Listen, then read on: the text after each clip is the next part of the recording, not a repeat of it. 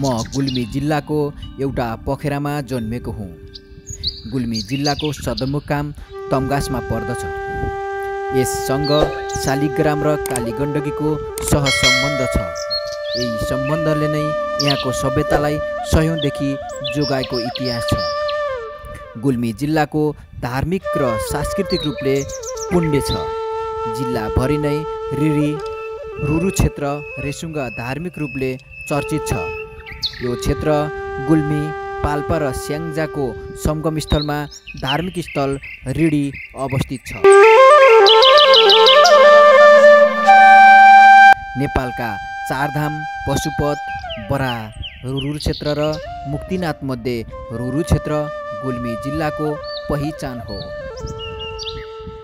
रुरु क्षेत्र गुल्मी जिल्लाको पौराणिक कालदेखि ध्यान, तपस्या, विद्या आर्जनको केन्द्रबिन्दु समेत मानिन्छ। यसको प्रमाण विभिन्न धार्मिक ग्रन्थ, पाटी पौवा र गुफाहरूमा भेटिन्छ।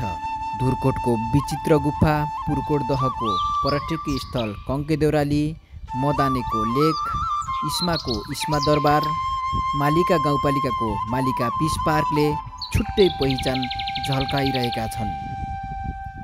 यो धार्मिक स्थलबारे बराह पुराण, श्रीमद् भागवत, हिमवत खण्ड र स्कन्द पुराणमा समेत वर्णन गरेको पाइन्छ।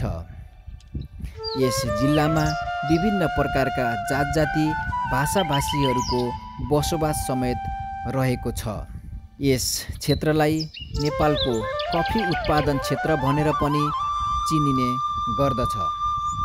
यस क्षेत्रमा विभिन्न जिल्लाहरूबाट धार्मिक तथा पर्यटकीय स्थलहरूमा मान्छेहरूको आवत जावत अत्याधिक रूपमा हुने गर्दछ।